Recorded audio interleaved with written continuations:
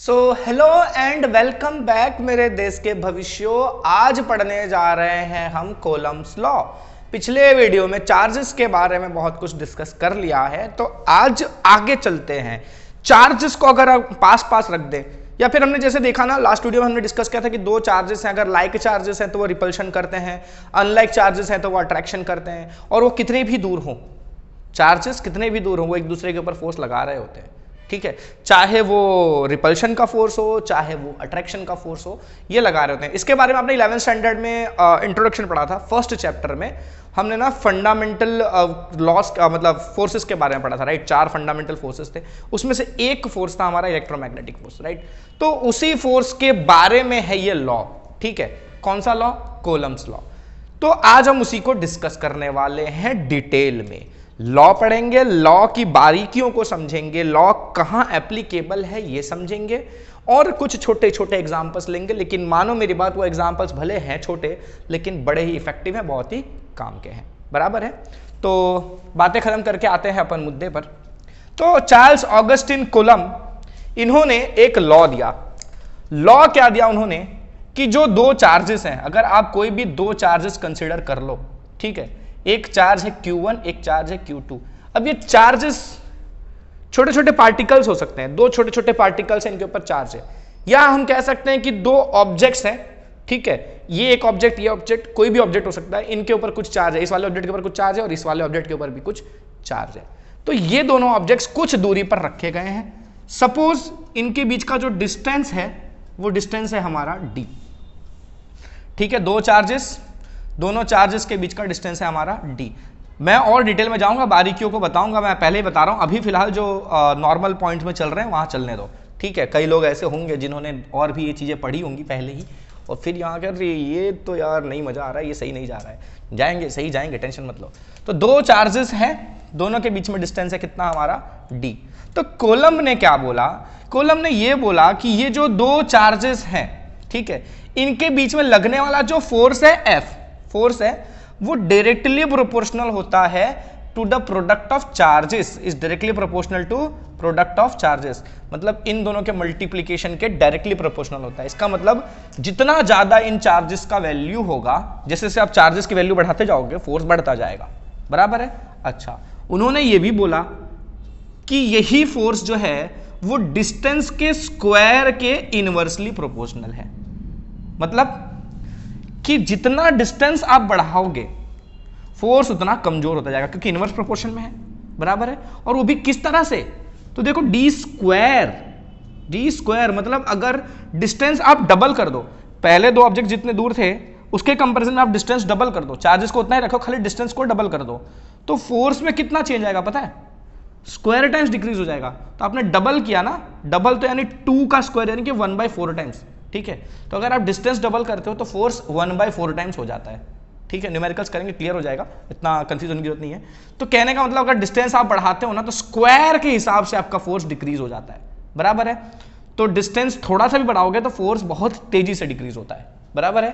तो कहने का मतलब ये है। तो इनका लॉ ये था कि जो फोर्स है दोनों के बीच में, चाहे वो अट्रैक्टिव फोर्स होगा चाहे वो रिपल्सिव फोर्स होगा, वो बाद में बात करेंगे कि कब होता है अट्रैक्टिव और कब होता है रिपल्सिव, लेकिन चाहे अट्रैक्टिव हो चाहे रिपल्सिव हो, फोर्स जो है वो चार्जेस के प्रोडक्ट के डायरेक्ट प्रोपोर्शन में है और डिस्टेंस के स्क्वायर के इनवर्स प्रोपोर्शन में है।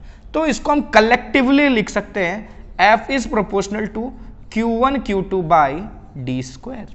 अब हमको ये भी पता है कि अगर प्रोपोर्शनलिटी का सिंबल हटता है तो यहां एक कांस्टेंट आता है, तो वो कांस्टेंट है हमारा suppose K Q1 Q2 upon d square, बराबर है।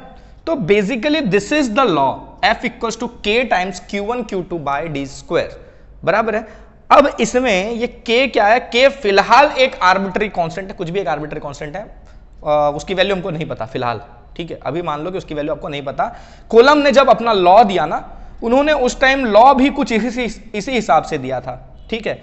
उनको ना ये चार्जेस के मैग्नीट्यूड का आइडिया नहीं था, ठीक है, कि कौन से चार्ज के बीच में मतलब किस किस तरह के हम चार्जेस रखेंगे तो कैसा फोर्स बनेगा, ये सब आइडिया नहीं था। उन्होंने बस क्या किया पता है? एक चार्ज ऑब्जेक्ट लिया, ठीक है, और एक दूसरा अनचार्ज ऑब्जेक्ट लिया, सेम साइज का, सेम तरह का, सेम साइज का।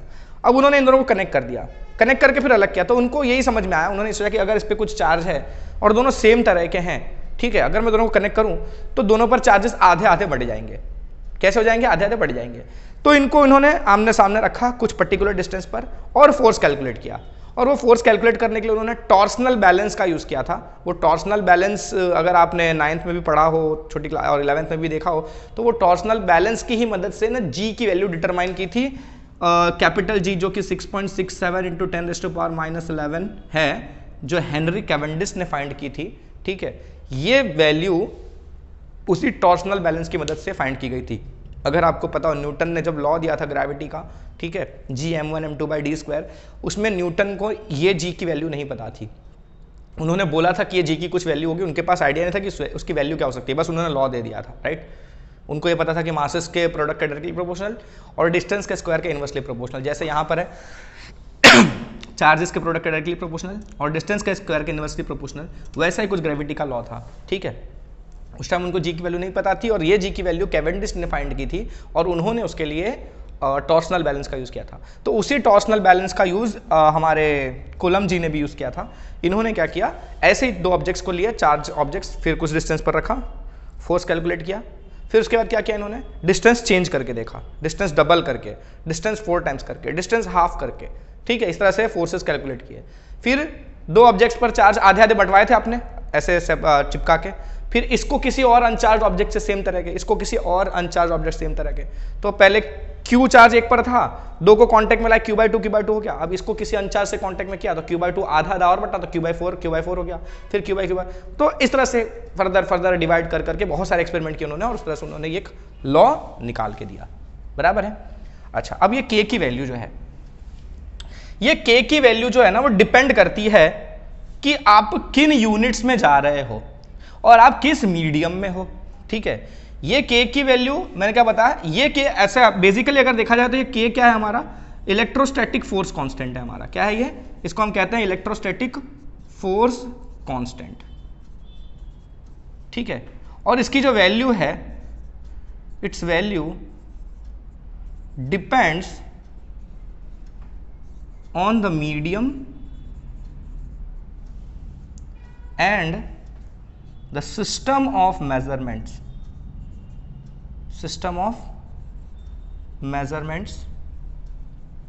या measurement in which charges are considered। मतलब क्या हुआ कि आप चार्जेस का जो सिस्टम कंसिडर कर रहे हो, अलग अलग सिस्टम है ना, SI system, CGS system, FPS system वगैरह वगैरह सिस्टम के बारे में हमने पढ़ा हुआ है। तो आप चार्जेस को जिस सिस्टम में ले रहे हो, उस मेजरमेंट सिस्टम के अकॉर्डिंगली K की वैल्यू डिटरमाइन होती है, ठीक है। और दूसरी चीज, K की वैल्यू डिपेंड करती है किसके ऊपर, मीडियम पर। किस पर डिपेंड करती है? मीडियम पर। तो दो चीजों पर हमारे K की वैल्यू डिपेंड करती है, बराबर है। अच्छा, इन SI system, SI unit system जो है हमारा, इसमें ना हम K की वैल्यू को क्या लेते हैं, K कितना है हमारा, 9 × 10⁻⁹। अब इसकी यूनिट ना मैं आपको थोड़ी देर में समझाऊंगा, तो फिलहाल इतना। SI सिस्टम में K की वैल्यू कितनी होती है, 9 × 10⁻⁹, जिसमें चार्ज की यूनिट क्या होती है, हमने चार्ज के बारे में डिस्कशन किया था पिछली वीडियो में। चार्ज की यूनिट क्या होती है, कोलम, ठीक है। इन्हीं के मेमोरी में कोलम चार्ज को, मतलब चार्ज की यूनिट को कोलम नाम दिया गया है। तो वो कोलम जो है, अगर आप चार्ज कोलम में लेते हो तो K की वैल्यू कितनी मिलती है, 9 × 10⁻⁹। क्लियर है? अच्छा, ये G तो अपने काम का नहीं है, फिलहाल तो इसको हटा देते हैं। तो ये फंडा है। अब मैं K की यूनिट अगर निकालनी है आपको, ठीक है, K की यूनिट कैसे मिलेगी आपको, तो चलो उसके लिए यहाँ थोड़ा कैलकुलेशन करते हैं। तो ये F = K Q1 Q2/d² है, राइट। अच्छा, तो K चाहिए ना आपको, तो K को अकेला रखो, इन सबको उधर फेंको, तो F × d² upon Q1 Q2, right, equal to हो जाएगा हमारा K। मानते हो मेरी बात? ये यहाँ जाएगा और ये दोनों नीचे चले जाएंगे, बराबर है। अच्छा, ये फोर्स है, फोर्स की यूनिट क्या होती है, न्यूटन होती है ना, N लिखते हैं उसके लिए अपन। ये D यानी कि डिस्टेंस है और उसका स्क्वायर है, तो डिस्टेंस की यूनिट मीटर होती है और उसका स्क्वायर यानी मीटर स्क्वायर। और ये चार्ज है, ये भी चार्ज है, कोलम यानी कोलम, और 2 बार कोलम यानी कि कोलम स्क्वायर। तो K की यूनिट क्या है आपकी, न्यूटन मीटर स्क्वायर पर कोलम स्क्वायर। तो वही मैंने लिखा, in SI K = 9 × 10⁻⁹ newton metre square पर कोलम स्क्वायर। या स्लैश मार के ये माइनस हटा दो, है ना, ऐसा भी लिख सकते हो ना, ऐसे न्यूटन मीटर स्क्वायर पर कूलम स्क्वायर। बात तो एक ही है। इतना तब तक समझ में आ गया होगा भाई, बच्चे नहीं हो तुम, 12th स्टैंडर्ड में आ गए हो। तो के की वैल्यू ये हो गई, क्लियर है। के की वैल्यू डिपेंड करती है किस पर, मीडियम पर, जिस मीडियम में चार्जेस रखे गए हैं, बराबर है, जिस मीडियम में चार्जेस रखे गए हैं, और किस सिस्टम में आप मेजरमेंट्स ले रहे हो उन पर भी डिपेंड करता है के का वैल्यू, बराबर है। अच्छा, अब ये जो 9 × 10⁹ लिखा है ना मैंने, ये है इन वैक्यूम, कहां, वैक्यूम में, और अपन एयर में भी ले सकते हैं, ऑलमोस्ट वैक्यूम और एयर का अपन सेम ही लेते हैं, ठीक है। तो क्या बताया, मीडियम पर डिपेंड करता है। तो ये जो 9 × 10⁹ वैल्यू है के की, वो किस मीडियम में है, वैक्यूम में या एयर में, ठीक है। और सिस्टम ऑफ मेजरमेंट पर भी डिपेंड करता है। तो कौन सा सिस्टम ऑफ मेजरमेंट, एसआई। तो एसआई सिस्टम में और वैक्यूम और एयर मीडियम अगर कंसीडर करो तो उस केस में के की वैल्यू इतनी होती है, बराबर है, क्लियर है। तो इस तरह से है कुछ कॉलम का लॉ जिसमें के की वैल्यू है इतनी। हमको जितने भी क्वेश्चंस दिए जाएंगे ना हमारे सिलेबस में, मोस्ट ऑफ केसेस में वैक्यूम और एयर वाले क्वेश्चन आएंगे, और अगर कोई और मीडियम आएगा, ठीक है, और कोई मीडियम आएगा तो उस मीडियम के अकॉर्डिंगली आपको बता दिया जाएगा कि यहाँ पर के की वैल्यू इतनी लेनी है, और अगर ना भी देना तो एक छोटा सा आइडिया है वो भी हो जाएगा, कोई बड़ी बात नहीं है। तो कंफ्यूज होने की जरूरत नहीं है, डरने की भी जरूरत नहीं है, बराबर है। तो मेरे ख्याल से इतना अभी आपको कॉलम लॉ के बारे में आइडिया आया होगा, ठीक है। अब इसके अलावा के को ना अपन ऐसे भी लिखते हैं, के की जो वैल्यू होती है ना उसको हम लिखते हैं 1/4πε, और अगर वैक्यूम की बात की जाए तो यहां पर ε0 आएगा, ठीक है। यानी आप f को ऐसे भी लिख सकते हो, k की जगह पर क्या लिख दोगे अपन, आप 1/4πε0 q1 q2/d², बराबर है। f = 1/4πε0 q1 q2/d²। क्या किया आपने, k की जगह लिख दिया 1/4πε0। ये ε0 क्या है, ये कहलाता है परमिटिविटी। क्या कहलाता है, permittivity of free space, permittivity of free space, या परमिटिविटी ऑफ वैक्यूम भी कह सकते हो आप, ठीक है। तो ये तो 1/4πε0 जब आपने एयर में रखा है या कि वैक्यूम में रखा है चार्जेस को, उस केस में आप के को 1/4πε0 भी लिख सकते हो। अब ये क्यों ऐसा दिया है फॉर्मूला, देखो किसी न्यूमेरिकल में ना आपको डायरेक्टली दे दिया जाए, कुछ पूछेंगे ही नहीं कि के डालो एप्सिलॉन डालो, कुछ नहीं दे देंगे, बराबर है। तो आपको के की, अब यार देखो ऐसे बताऊंगा ना, अगर मैं इस चीज को डिटेल में ले जाऊंगा तो आपको लगेगा बाद में, कुछ दिन बाद में मुझे गाली दोगे, बोलोगे ये बच्चे से चीजें बता रहा था। बोलो देखो बात क्या है कि के की वैल्यू है 9 × 10⁹, ठीक है। तो जैसा क्वेश्चन आए, ठीक है, सामने वाले क्वेश्चन में कुछ 9 × 10⁹ टाइप की वैल्यू दिख रही है, काटना पीटना है तो उस केस में के ले लो, और अगर कुछ ऐसा अजीबोगरीब दिख रहा है 8.85 टाइप का, ठीक है, तो फिर ε0 के टर्म्स में ले लो। ε0 की भी एक वैल्यू होती है, ε0 की वैल्यू होती है कितनी, 8.85 × 10⁻⁻12, ठीक है। अब इसकी भी कुछ यूनिट होगी, ठीक है। देखो ये 1/4πε0 है ना, 1/4πε0 को क्या बोला है, के बोला है, राइट। और के की वैल्यू कितनी, 9 × 10⁻⁹। मतलब ये जो पूरी वैल्यू है ना 1/4πε0 की, वो इसी के बराबर है, बराबर है। यानी कि आपका 1/4πε0 9 × 10⁻⁹ के बराबर होता है, जो कि के भी कहा जाता है। इसमें से आप ε0 की वैल्यू निकाल सकते हो। तो ε0 की वैल्यू कैसे निकालोगे आप, ये उधर ले जाओ, उसको नीचे ले आओ, 1/4π × 9 × 10⁻⁹, और 1/4 पाई की वैल्यू 3.14 × 9 × 10⁻⁹। इसको पूरे को सॉल्व करोगे ना, इस पूरे को, तो यही आएगा, बराबर है। क्या आएगा, यही वाली वैल्यू आएगी, ठीक है। तो दोनों आपस में रिलेटेड है। आप 1/4πε0 को ये भी लिख सकते हो, ठीक है, दोनों का मतलब एक ही है। या इसके जगह पर ε0 की जगह पर 8.85 × 10⁻12 लिख सकते हो, ठीक है। तो कंफ्यूज होने की जरूरत नहीं है। इधर आते हैं अपन, इसमें क्या है देखो, तो बच्चा लोग जैसे कि ये तो अपन ने समझ लिया कि परमिटिविटी ऑफ फ्री स्पेस की वैल्यू इतनी होती है, ठीक है। और ये फ्री स्पेस मतलब कि आप वैक्यूम की बात कर रहे हो, और इसको आप लिख सकते हो के, और के की वैल्यू है 9 × 10⁻⁹। लेकिन अगर कोई और मीडियम हुआ, ये तो सारे केसेस हुए जब वैक्यूम हुआ, राइट, या एयर हुआ। अगर कोई और मीडियम में रखा है आपने, सपोज ये चार्जेस को ले जाकर आपने पानी के अंदर रख दिया, यही चार्जेस को ले जाकर आपने केरोसिन के अंदर डुबा दिया, ठीक है, इन्हीं चार्जेस को आप मार्स पर ले गए, कहीं और ले गए, तो वहां के मीडियम के अकॉर्डिंगली ये वैल्यूज चेंज हो जाएंगी, ठीक है। कैसे चेंज हो जाएंगी? तो बेसिकली फॉर्मूला जो आएगा हमारा वो क्या आएगा पता है? 1/4 pi epsilon Q1 Q2 by d square. समझे? अभी एप्सिलॉन क्या है? एप्सिलॉन ही है परमिटिविटी ऑफ मीडियम। क्या है? परमिटिविटी ऑफ मीडियम, किसी भी मीडियम की परमिटिविटी, ठीक है। आपने जिस मीडियम में रखा है उस मीडियम की परमिटिविटी। अगर आप यहाँ एप्सिलॉन नॉट लिखते हो, ठीक है, एप्सिलॉन नॉट लिखते हो, इसका मतलब आप किस मीडियम की बात कर रहे हो? वैक्यूम की बात कर रहे हो, फ्री स्पेस की बात कर रहे हो, एयर की बात कर रहे हो, तब आपने एप्सिलॉन नॉट लिखा है। इन जनरल किसी भी मीडियम की बात की जाए तो ये हम लिख सकते हैं, ये जनरल फॉर्मूला है, ठीक है, एप्सिलॉन नॉट, सॉरी एप्सिलॉन, ठीक है, ये किसी के लिए भी एप्लीकेबल है।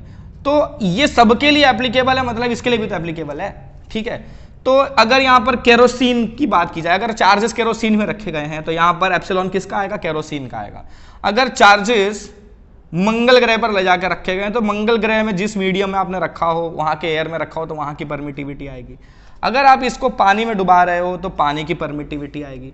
अगर आप इसको सरसों के तेल में डुबा रहे हो तो सरसों के तेल की परमिटिविटी आएगी, ठीक है। और अगर आप इसको एयर में रखते हो तो यहाँ एयर की परमिटिविटी आएगी, और एयर की परमिटिविटी एप्सिलॉन नॉट है। तो देखा जाए दोनों एक जैसा ही है, ठीक है, कोई अनोखा नहीं है इसमें, बराबर है। अच्छा, तो ये तो किसी मीडियम के लिए हो गया और ये वैक्यूम के लिए हो गया। आप ये याद करो, वो कवर हो जाएगा, कोई इशू नहीं है उसमें। जब एयर की बात करते हैं यहाँ एयर वाला लगा देना, क्लियर है। अच्छा, अब ये तो बात हो गई एयर की और नॉर्मल किसी भी मीडियम की। अब अगर मेरे को दोनों को कंपेयर करना है, किसको? मुझे दोनों को कंपेयर करना है। मतलब ये कि सपोज यही दो चार्जेस थे, यही इनके बीच का डिस्टेंस था, जब ये एयर में थे, ठीक है, जब ये एयर में थे तो इनके ऊपर फोर्स लग रहा था कितना? Q1 Q2 by d square, और साथ में 1/4 पाई एप्सिलॉन नॉट, बराबर है। एयर में थे इसलिए मैंने एयर का परमिटिविटी डाल दिया। अब यही charges, same charges same distance पर हैं, यही अरेंजमेंट मैंने ले जाकर रख दिया कहाँ? केरोसिन में। कहाँ रख दिया मैंने? केरोसिन में, ठीक है। 1/4 पाई एप्सिलॉन नॉट की जगह क्या आ जाएगा? एप्सिलॉन के आ जाएगा। केरोसिन का परमिटिविटी लिख रहा हूं मैं, बराबर है। अगर वाटर में रखा होता तो वाटर का परमिटिविटी लिखता, क्लियर है ना। अगर मुझे इनको कंपेयर करना है, कंपेयर करने का मतलब कि जब आपने एयर में रखा था या वैक्यूम में रखा था तो उनके बीच में कुछ फोर्स लग रहा था, यही फोर्स कितना हो जाएगा जब आप इसको ले जाकर केरोसिन में डुबा दोगे? सेम डिस्टेंस सेम चार्जेस उठाकर ले जाकर अपने केरोसिन में रख दिया, तो उसका कितना फोर्स होगा? वो फोर्स एयर वाले फोर्स के कंपैरिजन में कितना होगा? उसके कितने टाइम्स होगा, मतलब, ठीक है, ये वाला फोर्स इसके कितने टाइम्स होगा, वो अगर आपको कंपेयर करना है। ये मैं FK लिख देता हूं, केरोसिन में जो फोर्स है, बराबर है। तो इनको अगर आपको कंपेयर करना है तो क्या करोगे? आप दोनों का रेशियो ले लो। क्या करोगे? दोनों का रेशियो ले लोगे। तो FK ऊपर रखते हैं, इसको नीचे रखते हैं, FK/F। आप उल्टा भी कर सकते हो, कोई प्रॉब्लम नहीं है, F/FK भी कर सकते हो। तो FK है हमारा कितना? 1/4 pi epsilon K Q1 Q2 upon d square, और यहाँ लिखेंगे 1/4 pi epsilon not Q1 Q2 by d square. तो ये तो पूरा कट जाएगा, ये 4 पाई भी कट जाएगा। आपका एप्सिलॉन ऊपर चला, आपका FK/F आएगा epsilon not by epsilon K। या आप ऐसा लिख सकते हो कि F/FK आएगा epsilon K by epsilon not. नहीं, इसको हम एप्सिलॉन R बोल सकते हैं। क्या बोल सकते हैं? Epsilon R। ये एप्सिलॉन R क्या कहलाता है? Relative permittivity. क्या कहलाता है? Relative permittivity. तो F/F के फिलहाल is epsilon K by epsilon not, और epsilon K by epsilon not को हम लिखते हैं एप्सिलॉन R। मतलब किसी भी मीडियम की परमिटिविटी डिवाइड बाय वो एयर की परमिटिविटी कहलाता है रिलेटिव परमिटिविटी। कहने का मतलब मेरा कि आपको अगर बोला है कि दो चार्जेस हैं, किसी मीडियम में रखे हुए हैं, सपोज एयर में रखे हुए हैं, उनके बीच में फोर्स लग रहा है कितना? 100 न्यूटन। एयर में रखे हैं तो फोर्स कितना लग रहा है? 100 न्यूटन। तो बताओ अगर मैं इन्हीं को केरोसिन में रख दूं तो फोर्स कितना होगा? ठीक है, सेम अरेंजमेंट, सेम हमारे चार्जेस हैं, सेम डिस्टेंस पर रखे गए हैं, ठीक है, जैसे अरेंजमेंट है, सेम चार्जेस सेम डिस्टेंस पर रखे गए हैं। जब एयर में रखे गए थे तो उनके बीच में जो फोर्स था वो 100 न्यूटन था। इन्हीं को उठाकर केरोसिन में रख दिया तो इनके बीच का फोर्स अब कितना हो जाएगा, जब ऐसा पूछा जाए। ठीक है, तो आपको फिर से कैलकुलेशन करने की जरूरत नहीं है। आपको उस टाइम केरोसिन का ना ये परमिटिविटी दिया जाएगा, केरोसिन का परमिटिविटी आपको दिया जाएगा। तो आपको ये दिख गया ना सिंपल, F बाई एफ के इज वॉट, एप्सिलॉन के बाई एप्सिलॉन नॉट, यही है ना, बराबर है। तो आप कैसे निकाल लोगे इसको, ये अपना एक क्वेश्चन की तरह कवर हो रहा है। ठीक है, क्या बोल रहा हूं, समझ में आ रहा है ना। एयर में था 100 न्यूटन फोर्स, सारा का सारा setup same to same setup हमने ले जाकर केरोसिन में रख दिया। अब बताओ कि उसके ऊपर फोर्स कितना लगेगा। और अगर केरोसिन के लिए आपको परमिटिविटी की कुछ भी वैल्यू दे दी गई है, केरोसिन की परमिटिविटी कितनी है, एप्सिलॉन के, राइट। तो हमारा एफ, मैंने क्या बताया, F बाई एफ के कितना होता है हमारा कितना होता है, एप्सिलॉन के बाय एप्सिलॉन नॉट। तो आपको एप्सिलॉन के की वैल्यू दी जाएगी, एप्सिलॉन नॉट की वैल्यू आपको पता ही होनी चाहिए, 8.85 इंटू 10⁻⁻12, बराबर है। यहाँ पर है ये वैल्यू, ये डाल दो, ये डाल दो, काट पीट के जो वैल्यू आएगा वो, फिर ये एफ के इधर ले गए, वो वैल्यू यहाँ नीचे ला के एफ को डिवाइड कर दिया आपने, आपको एफ के की वैल्यू मिल जाएगी, यानी केरोसिन में जितना फोर्स है उसकी वैल्यू मिल जाएगी, बराबर है, पक्का। अब इसके बाद हम बात करें इसके यूनिट की, एप्सिलॉन नॉट के यूनिट की अगर बात करें तो एप्सिलॉन नॉट की यूनिट कैसे मिलेगी हमको, तो वो भी वहीं से मिलेगी। देखो F इक्वल्स टू है हमारा 1/4 pi epsilon not Q1 Q2 upon d square.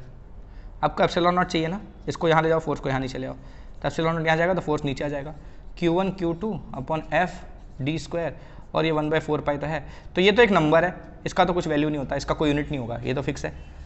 ये दो चार्जेस हैं, कूलम और कूलम, तो दो कूलम है इसलिए कूलम स्क्वायर लिख देंगे। ये फोर्स है यानी न्यूटन, और ये डिस्टेंस है और डिस्टेंस का स्क्वायर है, डिस्टेंस का होता है मीटर और डिस्टेंस का स्क्वायर है, इसलिए अपन क्या बोलेंगे, मीटर का स्क्वायर। तो कूलम स्क्वायर पर न्यूटन मीटर स्क्वायर, तो यूनिट ऑफ परमिटिविटी क्या आएगा हमारा,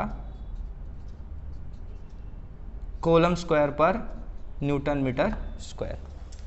ठीक है, या ऐसा लिख सकते हैं, कूलम स्क्वायर पर न्यूटन पर मीटर स्क्वायर, ऐसे भी अपन लिख सकते हैं। ठीक है, तो बात एक ही है, ये दोनों एक ही चीज़ है।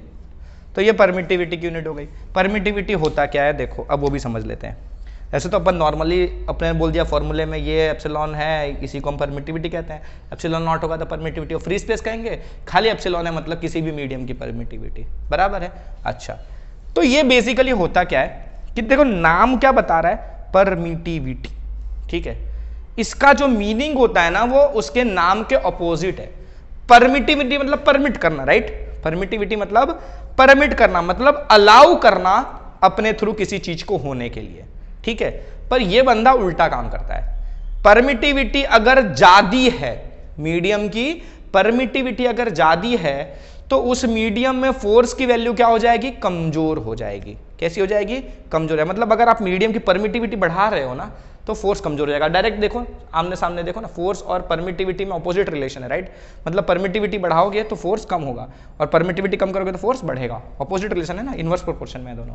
क्लियर है, तो ऐसा है। भले नाम परमिटिविटी है, इसके बारे में हम डिटेल में और समझेंगे। अब एक्चुअली ना मैं इसको अभी इतने डिटेल में कवर नहीं कर रहा हूं, खाली इतना बता दे रहा हूं कि ये बढ़ेगा तो ये घटेगा, और अगर ये घटेगा तो ये बढ़ेगा, ये कम हुआ तो ये बढ़ेगा। ठीक है, परमिटिविटी कम हुआ तो फोर्स बढ़ेगा, उल्टा रिलेशन है।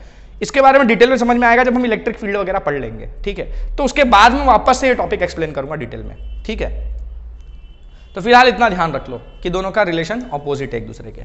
ठीक है, परमिटिविटी की यूनिट हो गई। अच्छा, अब ना कूलम्स लॉ की लिमिटेशन देख लेते हैं अपन कि कूलम्स लॉ की लिमिटेशन क्या क्या है। सबसे पहली लिमिटेशन है लिमिटेशंस ऑफ कूलम्स लॉ। पहला है, ये क्या कर दिया भाई, पहला है किसके लिए एप्लीकेबल है, applicable only for point charges. Point charges मतलब, पॉइंट चार्जेस मतलब बहुत छोटे छोटे चार्जेस। ठीक है, जो पॉइंट साइज के चार्जेस हो उनके लिए एप्लीकेबल है। लेकिन इसका मतलब ये नहीं कि हम बड़े चार्जेस के लिए लगा नहीं सकते। फॉर एग्जांपल, एक बड़ा सा स्फीयर है, एक स्फीयर है जिसका डायामीटर है 1 मीटर, 1 मीटर डायामीटर का स्फीयर, मतलब लगभग कुछ इतना बड़ा स्फीयर होगा। ठीक है, आप इसके लिए भी कोलम्स लॉ यूज कर सकते हो, लेकिन उसके लिए कंडीशन है। देखो, एक मीटर डायामीटर का एक स्फीयर है और दूसरा भी स्फीयर 1 मीटर डायामीटर का है। दो स्फीयर्स हैं 1 मीटर डायामीटर के, ठीक है। इनके बीच में जो डिस्टेंस है, इनके बीच का जो सेपरेशन है वो बहुत ज्यादा हो, मतलब ये 2-2 किलोमीटर दूर रखे गए हो, 1 मीटर डायामीटर का, 1 मीटर डायामीटर का, और इनके बीच में जो डिस्टेंस है वो किलोमीटर, 2 किलोमीटर, 10 किलोमीटर, 100 किलोमीटर ऐसा है, ठीक है। अगर इनके बीच का सेपरेशन बहुत ज्यादा है इनके साइज के कंपैरिजन में, समझ में आ रहा है क्या कह रहा हूं? इनके साइज के कंपैरेटिवली इनके बीच में जो डिस्टेंस है वो बहुत ज्यादा है, तो आप इनको पॉइंट साइज ऑब्जेक्ट कंसीडर कर सकते हो और वहां पर आप कॉलम्स का लॉ यूज कर सकते हो, ठीक है। लेकिन अगर 1-1 मीटर डायामीटर, 1 मीटर डायामीटर इस ऑब्जेक्ट का है, 1 मीटर डायामीटर इस वाले स्फीयर का है, और इनको आपने 3 मीटर की दूरी पर रखा है, खाली 3 मीटर की दूरी पर रखा है, उस केस में आप कॉलम का लॉ यूज नहीं कर सकते। समझ में आया? तो पहली बात कि पॉइंट चार्जेस के लिए एप्लीकेबल है, और दूसरी चीज, अगर आप बड़े ऑब्जेक्ट्स के लिए अप्लाई करना चाहते हो, दूसरा तरीके से क्या है, if separation between the objects, if separation between the objects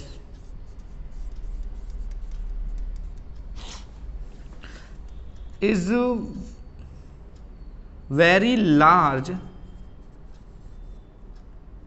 compared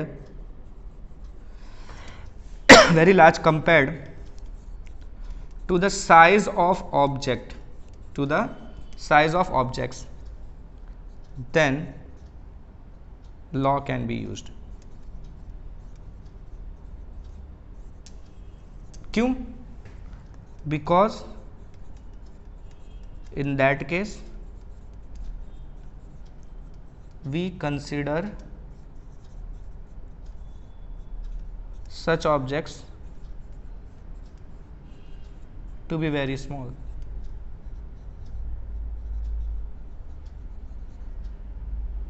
और पॉइंट साइज। समझ में आया क्या कह रहा हूं? कैसे? देखो एक पॉइंट साइज, ये पॉइंट साइज ऑब्जेक्ट है, ठीक है। इनके लिए तो कॉलम लॉ लग सकता है, राइट, इसका कुछ चार्ज, इसका कुछ चार्ज है। लेकिन अगर मैं बड़े बड़े ऑब्जेक्ट्स लूं, ठीक है,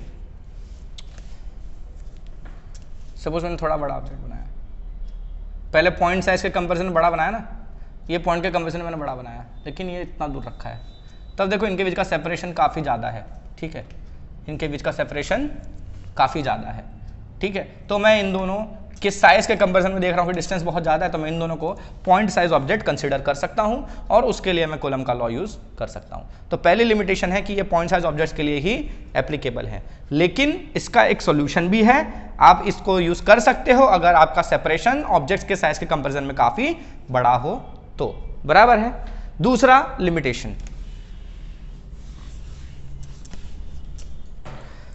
लिमिटेशन इसका यह है कि applicable for static charges. Static charges मतलब चार्जेस एट रेस्ट, चार्जेस जब रेस्ट पर हो उसके लिए हम इसको यूज कर सकते हैं, ठीक है। चार्जेस जब मोशन में होना तो इसको हम यूज नहीं कर सकते। हाँ, कुछ कुछ केसेस में हम यूज करते हैं, कुछ स्पेशल केसेस में हम अप्रोक्सीमेशन के लिए इसका यूज करते हैं, एक अप्रोक्सीमेट रिजल्ट लेने के लिए हम इसका यूज करते हैं, चार्जेस इन मोशन में हो तो भी कुछ केसेस में, राइट। बट फिर भी ना, मतलब this will not give you the exact answer. अगर सच में कहूं तो जो सच में आंसर है, वास्तविक आंसर है ना, वो आंसर आपको नहीं मिलेगा। अगर चार्जेस मोशन में हैं उनके लिए अगर आप ये लॉ लगा देते हो तो you will not get the true answer, ठीक है। आपको जो आंसर्स मिलेंगे that will be an approximation, ठीक है, एक ट्रू वैल्यू के आसपास का अप्रोक्सीमेशन होगा आपके लिए, ठीक है। तो इसीलिए जहां ज्यादा मतलब आपको एक्यूरेट रिजल्ट्स की एक्सपेक्टेशंस है वहां आप इस लॉ को यूज नहीं कर सकते जब चार्जेस मोशन में हो। रेस्ट पर है तो आप यूज कर सकते हो, लेकिन मोशन के लिए इसका यूज ज्यादा नहीं होता, बराबर है। अच्छा, दूसरी चीज और क्या है लिमिटेशन इसकी, कॉलम लॉ की? तो इसकी तीसरी लिमिटेशन ये है कि ये इरेगुलर शेप्ड ऑब्जेक्ट्स के लिए एप्लीकेबल नहीं है, ठीक है। Not applicable for irregular shaped objects। क्यों? अगर मान लो ये irregular शेप के कैसे कोई ऑब्जेक्ट है और एक दूसरा कोई चार्ज है, इस ऑब्जेक्ट का कुछ चार्ज है और इस ऑब्जेक्ट का कुछ चार्ज है। इनके लिए आप कूलम्ब लॉ कैसे यूज करोगे? क्यों पता है? क्योंकि आपको कैसे पता चलेगा, ठीक है, जैसे स्फीयर है, अगर स्फीयर है ना, बड़ा सा स्फीयर है, जैसे मैंने बताया कि दो स्फीयर्स हैं, वो काफी डिस्टेंस पर हैं एक दूसरे से, तो हम इनको पॉइंट साइज ऑब्जेक्ट कंसीडर कर सकते हैं। और हम क्या मानते हैं पता है कि इसका जो पूरा का पूरा चार्ज है वो सेंटर में कॉन्सेंट्रेटेड हो गया, ऐसा हम मान सकते हैं। इसका पूरा का पूरा जो चार्ज है वो सेंटर में कॉन्सेंट्रेटेड हो गया, तो ये पॉइंट हो गया। लेकिन इस इरेगुलर शेप्ड ऑब्जेक्ट के लिए ना ये प्रॉब्लम वाली बात है, ठीक है। इसका चार्ज कहां कॉन्सेंट्रेटेड है ये डिटरमाइन करना मुश्किल है, ठीक है। तो इसके लिए कुछ और एडवांस तरीके यूज करने पड़ते हैं। हालांकि वहां पर भी इसका थोड़ा बहुत यूज किया जा सकता है, बट ना फिर वही बात आ गई यहां वाले, जो परफेक्शन के लिए अगर आप वर्क कर रहे हो तो उस केस में आप इरेगुलर शेप्ड ऑब्जेक्ट्स के लिए कूलम्ब का लॉ यूज नहीं करोगे। बराबर है? क्लियर है? अच्छा, तो ये इरेगुलर शेप्ड ऑब्जेक्ट्स के लिए भी एप्लीकेबल नहीं है। तो इतनी लिमिटेशंस फिलहाल हम इसकी देख रहे हैं। बराबर है? अब इसके बाद ना कुछ जो मैंने बताया, कुछ लल्लू लल्लू से एग्जाम्पल लेंगे। तो कुछ एग्जाम्पल्स जो बोल रहा हूं वो देखते हैं। इसमें ना हम बिना वैल्यूज के, ठीक है, एक भी न्यूमेरिकल वैल्यू डाले बिना ना हम क्वेश्चंस देखेंगे। तो फॉर एग्जाम्पल जैसे मान लो दो ऑब्जेक्ट्स हैं, बोला है कि ये दो ऑब्जेक्ट्स, कुछ चार्ज हैं दोनों ऑब्जेक्ट्स पर और इन दोनों के बीच में कुछ सेपरेशन है। कितना चार्ज है दोनों पर, कितना सेपरेशन है, ऐसा कुछ नहीं बोला है। बोला है कुछ डिस्टेंस पर रखे हैं, two objects having different charges are kept at a certain distance, the force acting between them is F. बस इतना बताया है। दो अलग अलग चार्जेस हैं, इन दोनों के बीच का डिस्टेंस भी कुछ है, कितना डिस्टेंस है पता नहीं, लेकिन कुछ डिस्टेंस है, तब इन दोनों के बीच में जो फोर्स लग रहा है दैट इज एफ, ठीक है। अब बोला if the distance between the charges is doubled, अगर डिस्टेंस डबल कर दिया जाए तो what will be the value of new force, ठीक है। समझ में आया? तो चलो लिख ही देता हूं, two charges kept at certain distance,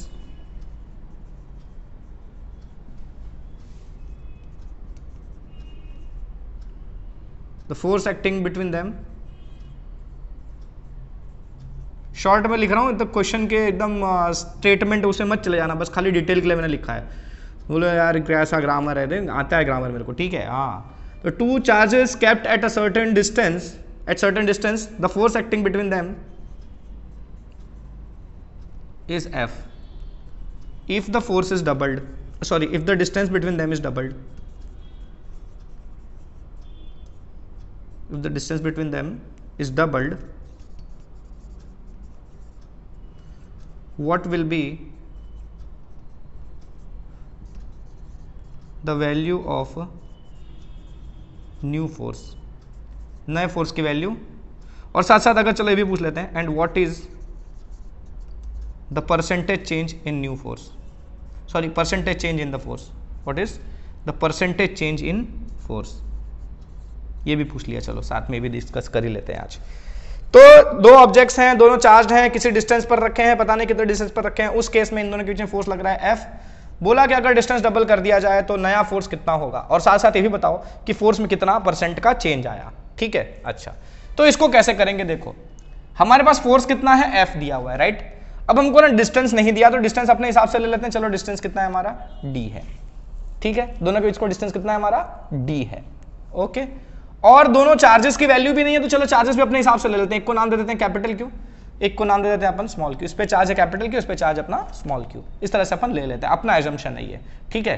देखो आपके पास आजादी है कोई भी एजम्पशन करने की, आप किसी को भी कुछ भी वैल्यू दे सकते हो अपनी तरफ से, बट एक चीज ध्यान रखना है कि जब फाइनल आंसर आएगा, जो फाइनल आंसर आएगा उसमें ये वेरिएबल्स नहीं आ सकते, क्योंकि ये वेरिएबल्स आपने एज्यूम किए हैं, ठीक है। क्वेश्चन में अगर कोई वेरिएबल दिया हुआ है वो वेरिएबल आपका आंसर में आएगा, समझ रहे हो। तो देखो इस क्वेश्चन में दिया था ना कि एक फोर्स है कितना F है, तो ये वाला वेरिएबल आपके आंसर में आ सकता है, पर ये जो वेरिएबल्स आपने अपने कन्वीनियंस के लिए लिए हैं, क्वेश्चन को आसान करने के लिए लिए हैं, तो ये वेरिएबल्स आपके आंसर में दिखने नहीं चाहिए, बराबर है। अच्छा, तो हमको पता है फोर्स का फॉर्मूला होता है by Coulomb law, F equals to K Q1 Q2। तो ये Q1 Q2 अपॉन दोनों के बीच सेपरेशन कितना है D, तो D स्क्वायर, ठीक है। तो इस ओरिजिनल केस में फोर्स कितना था आपका, F था, ठीक है। अब नए केस में मान लो फोर्स कितना है, F डैश है, कितना मान लो अपनी तरफ से, F डैश ले लो फोर्स, ठीक है। अच्छा, तो उस केस में चार्जेस कितना है, चार्ज उतना ही है, capital Q small Q, charge में कोई चेंज किया नहीं है ना। नए केस में खाली क्या बोला है कि जो डिस्टेंस था ना वो डबल हो गया, है ना, डिस्टेंस कितना हो गया, डबल हो गया। तो पहले आपने एज्यूम किया था डिस्टेंस कितना था, डी था, तो नया डिस्टेंस कितना होगा आपके हिसाब से, 2d हो जाएगा कि नहीं होगा, नया डिस्टेंस 2d हो जाएगा पक्का। अच्छा, अब फॉर्मूले में स्क्वायर भी है तो इसका स्क्वायर भी करेंगे अपन, तो ये कितना हो जाएगा, के capital Q small Q upon 4d square, तो नया फोर्स आपका ये आ जाएगा, ठीक है पक्का। अच्छा, अब मैंने क्या बोला कि फाइनल जो आंसर आएगा ना उसमें वही वेरिएबल रख सकते हो जो क्वेश्चन में दिया है, तो क्वेश्चन में एक ही वेरिएबल था, क्या था, f, ठीक है। तो आप ये f कैसे लाओगे, देखो ये देखो k capital Q small Q by d square है, k capital Q small Q by d square आपका क्या था, f था, क्वेश्चन में था, इस पूरे को आप f लिख सकते हो क्या, तो ये f और ये नीचे 4 बचा, तो नया फोर्स आपका कितना होगा, f/4, तो फाइनल आंसर क्या होगा आपका, f/4, समझ में आया। तो this is the new force, ठीक है। अगर ने डिस्टेंस डबल किया तो फोर्स 1/4 हो गया। अच्छा, अगर आप डिस्टेंस कम कर देते, हाफ कर देते, कितना कर देते, हाफ कर देते, तो देखो ये डी स्क्वायर है ना, यहाँ d/2 का स्क्वायर आता, राइट, d/2 का स्क्वायर आता, तो ये जो था d²/4, तो नीचे वाला 4 ऊपर जाता, राइट, तो 4 टाइम्स f हो जाता, यानी फोर्स 4 गुना हो जाता। मतलब अगर डिस्टेंस आप आधा करते हो तो फोर्स 4 गुना हो जाता है, और अगर आप डिस्टेंस डबल करते हो तो फोर्स 1/4 टाइम्स हो जाता है। क्लियर है। तो ये तो हुआ कि कितना होगा, लेकिन साथ में परसेंटेज चेंज वाला भी पूछा है, राइट। तो नया मतलब कितना परसेंटेज चेंज आया नए फोर्स में और पुराने फोर्स के बीच में, कितने का चेंज आया है। तो आपको पता चला कि जो ओल्ड वाला था, ठीक है, वो कितना था, f था, और नया वाला फोर्स कितना था आपका, f/4 था, ठीक है। तो परसेंटेज चेंज के लिए पहले आपको चेंज चाहिए। परसेंटेज चेंज का फॉर्मूला देखो, परसेंटेज चेंज इक्वल्स टू जितना चेंज आया है इंटू 100 अपॉन ओल्ड वैल्यू, यही होता है, ठीक है। किसी भी चीज का आपको परसेंटेज निकालना है तो वो नंबर ऊपर इंटू 100 अपॉन जो ओरिजिनल नंबर होता है जिसके ऊपर परसेंटेज निकालना है। जैसे आपके 40 मार्क्स आए हैं 100 में से, ठीक है, कितने आए हैं, 40 आए हैं 100 में से, तो आपका परसेंटेज किस पे निकलेगा, 40 पे निकलेगा। तो 40, अरे 100 नहीं 500 ले लो, चलो आपके 40 मार्क्स आए हैं 500 में से, ठीक है, अरे 100 कंफ्यूज हो जाओगे ना, इसलिए चलो आपके 40 मार्क्स आए हैं किस में से, 500 में से, तो 40 इतने आए हैं इंटू 100 फॉर्मूले का अपॉन टोटल कितने का था जिसमें से आपने परसेंटेज निकाला है 500, इस पे परसेंटेज निकाल रहे हो। अच्छा, अगर 200 मार्क्स का सब्जेक्ट था तो 200 मार्क्स का पेपर था तो 200 लिखोगे यहाँ पर, अगर 100 मार्क्स का था तो यहाँ 100 लिखोगे, अगर 50 मार्क्स का था तो यहाँ 50 लिखोगे। जिसके ऊपर परसेंटेज निकालना है वो नीचे आता है, जिसका निकालना है वो ऊपर आता है, जिस पे निकालना है वो नीचे आता है, और जिस वैल्यू का निकालना है वो ऊपर आता है इंटू 100, ठीक है। तो आपको चेंज का परसेंटेज निकालना है, यानी यहाँ पर चेंज लिखोगे इंटू 100 और नीचे ओल्ड वैल्यू, क्योंकि ओल्ड वैल्यू पर ही परसेंटेज हमेशा निकलता है। हमेशा जो ओरिजिनल वैल्यू ओल्ड वैल्यू होती है उसी पे परसेंटेज निकालना होता है। क्लियर है। अच्छा, तो परसेंट चेंज के लिए चेंज चाहिए, राइट। तो चेंज कैसे मिलेगा आपको, चेंज कैसे मिलता है, फाइनल वैल्यू यानी कि new value minus old value, है ना, ऐसे ही मिलेगा ना। ये चीजें बता रहा हूं, अगली बार से जितने भी क्वेश्चन करवाऊंगा शॉर्टकट में करवाऊंगा। New value minus old value, तो न्यू वैल्यू आपकी कितनी है, f/4 है, और ओल्ड वैल्यू कितनी थी, f थी। इसको सॉल्व करोगे तो कितना आएगा, एलसीएम लेंगे तो कितना आएगा, -3f/4। तो ये आपका आ गया कितना, चेंज, ठीक है। इसको मिटा लेते हैं अपन।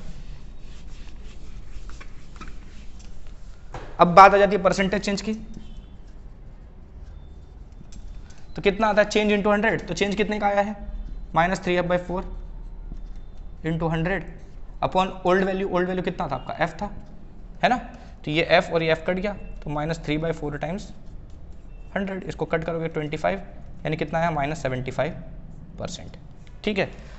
75% का चेंज आया, माइनस का मतलब क्या हुआ, इतना डिक्रीज हो गया, बराबर है।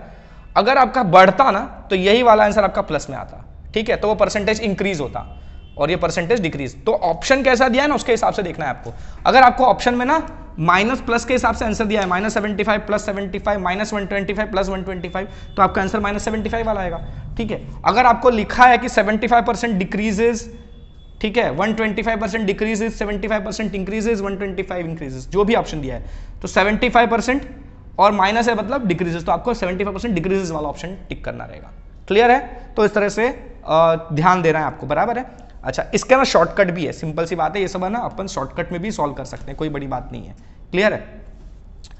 तो जितना था देखो आपका चेंज कितने का आया, 3/4 का आया ना, कितने का आया, 3/4 का है ना, डायरेक्ट 3/4 का 100 से मल्टीप्लीकेशन करो, जो आंसर आएगा वही, ठीक है।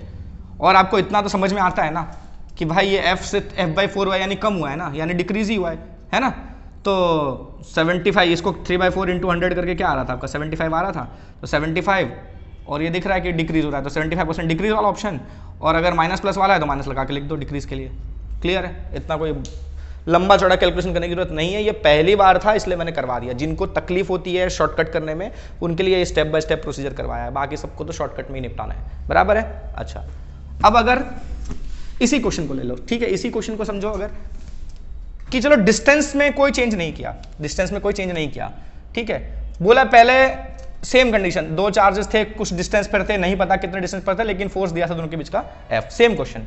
इस बार क्या किया, डिस्टेंस ना चेंज करके बोल दिया दोनों चार्जेस आधे आधे कर दिए। कैसे कर दिए, आधे आधे कर दिए। तो जब दोनों चार्जेस आपके आधे आधे हो गए तो ये चार्ज कितना हो जाएगा, Q/2 हो जाएगा नए केस में, राइट, Q/2, और दूसरा वाला क्या हो जाएगा, स्मॉल Q/2, ठीक है। और डिस्टेंस अभी वही का वही रखा, दोनों के बीच में d ही रखा है। तो नया फोर्स कितना होगा ये पता करना है। तो पहले पुराना फोर्स निकालेंगे, F = K, अपने हिसाब से एजम्पशंस किए थे हमने पिछले क्वेश्चन में, सेम वैसे ही कर लेते हैं अपन। नया force F' K Q1 Q2 upon distance अभी भी उतना ही रखा है हमने, तो कितना हो जाएगा, K capital Q small q, ये 2 नीचे मल्टीप्लाई के 4 d², फिर से वही आ गया आपका, है ना, F/4, ठीक है। तो चार्जेस आधे आधे कर दिए दोनों, तो फोर्स वापस 1/4 हो गया। खाली अगर एक चार्ज आधा किया होता और ये चार्ज ऐसे ही रहने देते तो यहाँ नीचे 2 आता। समझ में आ रहा है, फिर उसके हिसाब से आप परसेंटेज निकालते हैं। तो इस क्वेश्चन को ना वैरायटी ऑफ तरीके से पूछा जा सकता है। ऐसा भी बोलते हैं कि दोनों चार्जेस डबल कर दिया और दोनों के बीच का डिस्टेंस आधा कर दिया, ऐसा भी पूछ सकते हैं। या ऐसा बोल देंगे दोनों के बीच का डिस्टेंस आधा कर दिया, चार्जेस डबल कर दिया। तो ये सारे क्वेश्चंस ना प्रैक्टिस करना, मैं उसके लिए कुछ क्वेश्चंस आपको लिख देता हूं, ठीक है। Distance doubled, charges